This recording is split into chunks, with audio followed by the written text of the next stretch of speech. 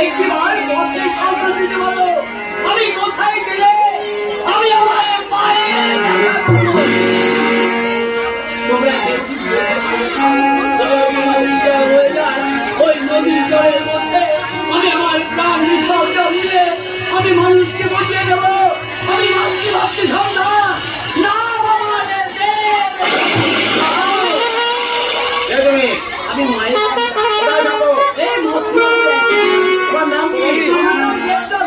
তুমি কি জানো না যে মানব জনম দুর্লভ জনম আর আত্মহত্যা মহাপাপ নরকের গমন? জেনে শুনি কেন তুমি আত্মহত্যা করতে যাচ্ছিলে? মায়ের জন্য আত্মহত্যা করতে যাচ্ছিলে। এ তোমার কেমন মা, যে মা সন্তানের ডাকে সাড়া দেয় না, তেমন মাকে ডেকে দিলাম। তুমি তোমার মায়ের নাম ভুলে যাও। আমার মায়ের নাম আমি ভুলতে পারবো না। তুমি তোমার মায়ের নাম ভুলতে পারবে না? আচ্ছা, তোমার মা দেখতে কেমন তার রূপের বর্ণনা করতে পারবে? বেশ, তাহলে বলো শুনি। তবে বলো। একদিন আমি সন্তান নৌকো নিয়ে আমি সিংহ যাত্রা করেছিলাম। অতঃসার এক মিথ্যা ব্রাহ্মণী আমার নৌকো চেপে বসে বললো, ওই দেখ আমি তোর সাথে সিংহলে যাবো, আমায় নিয়ে যাবো। আমি বুঝতে পারিনি ওই মিথ্যা ব্রাহ্মণীকে আমি নিয়ে যাইনি। আমি কি করেছি জানো? ওই মিথ্যা ব্রাহ্মণীকে আমি জলে রাখা দিয়ে ফেলে দিলাম।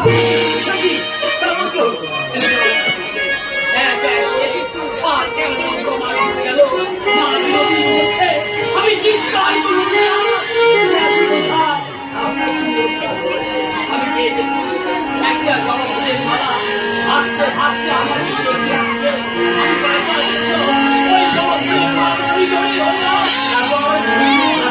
আমি নদীর ধারে গেলাম, গিয়ে দেখলাম রক্ত এক হাতে করেছি আর এক হাতে মার্জুনি দাঁড়িয়েছে। আমি বললাম, মাগো তুমি দেবী, তুমি যাও মাগো, তোমার জন্য এই দেবদত্তের আশ্রয় দাও।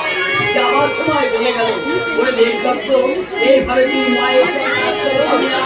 মায়ের জন্য আশ্রয় পেতে গেলে সংসার ধর্ম সবকিছু পরিত্যাগ করে পথে পথে ঘুরে বেড়া, যেদিন দিন আসবে সেই দিন তুই মায়ের দেখা পাবে না। কেন ভাই পাবে? তোমার দেহ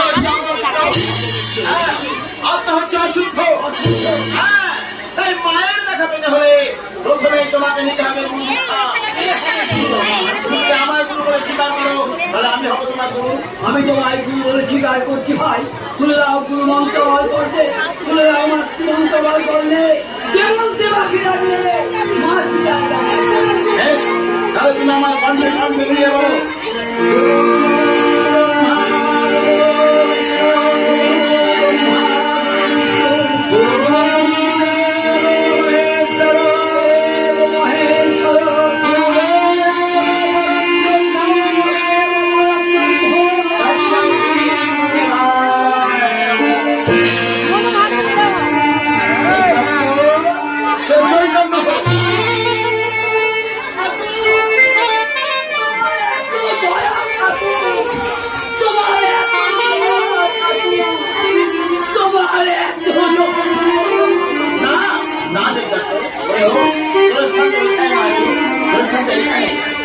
একটা কথা, আজ থেকে তোর নাম কিন্তু আর দেবদত্ত নয়, আজ থেকে তোর নাম হলো দেবদাস।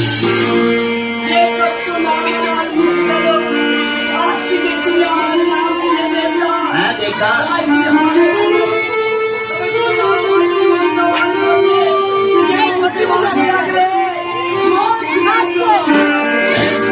এবার তুই আমার কণ্ঠে কণ্ঠ মিলিয়ে বল, নমো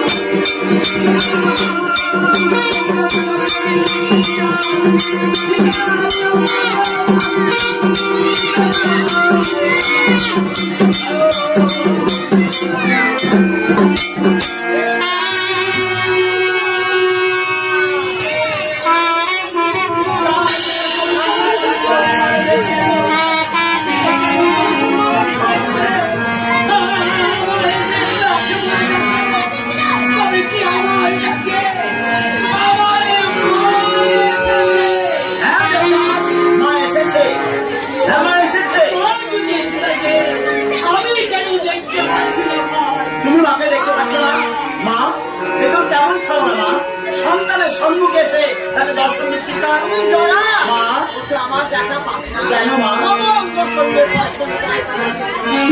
বুঝেছি মা বুঝেছি সত্যি তুমি ছলনাময়ী মা দেবদাস মায়ের হয়েছে আবেগ হ্যাঁ মামা রূপে বর্ষ তবে তুমি পাবে মাতৃদার সঙ্গে তোমার অঙ্গ স্পর্শ করলে আমি আমাদের মায়ের দেখা পাবো। হ্যাঁ দেবদাস তবে তোমার অঙ্গ স্পর্শ করে আমি আমাদের মা বিশ্বজননী মা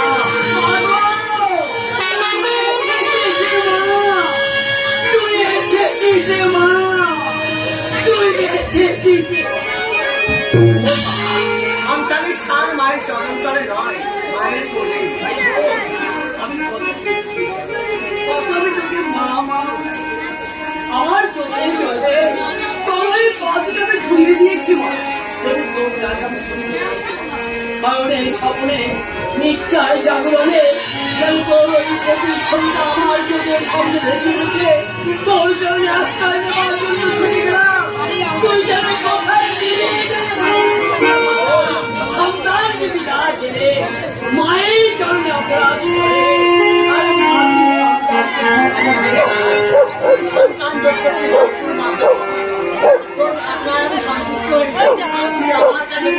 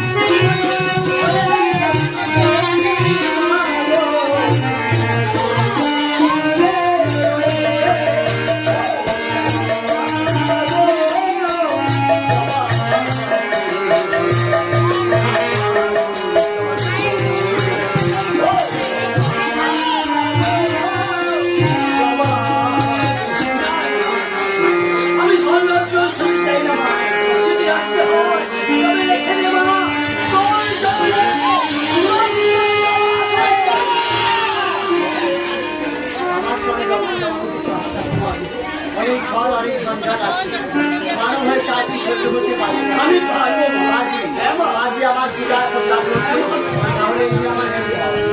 এই হেল্প হবে আমার কাছে আমার পূজার পোশাক করতে দামা আর যদি কেউ জিজ্ঞাসা করে তোমার মায়ের নাম কি আমার মায়ের জন্ম করে তাদের জীবন সে বিশ্ব করতে স্বীকার করে যাবো দামা আমি শুনি না লোক সংখ্যা দামা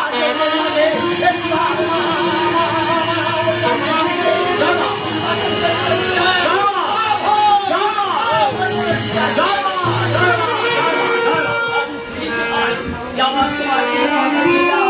সত্য জিনিস মনে করি আমি। আর সেই বিপদে পড়ে তোমার যদি আহ্বান করি আমি, সেই বিপদ থেকে তুমি আমায় রক্ষা করতে ফিরে আসবে তো? আমি তোমার কথা দিলাম দেবদাস, কিন্তু দেবদাস একটি কথা স্মরণ রাখো, মা তোমার হাতে হেমঘট তুলে দিয়ে তোমার মাথায় তুলে দিয়েছে পুরো দায়িত্ব। এই হেমঘট নিয়ে তুমি মর্তের পরিস্থিতি দাঁড়ে দাঁড়ে গিয়ে করবে মায়ের পূজা প্রচার। আর এই হেমঘটকে রক্ষা করতে যদি কখনো কোনো বিপদ আসে কোনো ঝড় ঝঞ্ঝা, তুমি শুধু একটিবার দাদা বলে চিৎকার করে রাখবে। আমি যেখানে যে অবস্থায় থাকি না কেন উল্টার নামে ছুটে এসে রক্ষা করবো তোমাকে এবং মায়ের ওই হেমঘটকে। মনে রেখো দেবদাস, মায়ের আবে জয় মা শীতলা, জয় মা শীতলা, জয় মা শীতলা।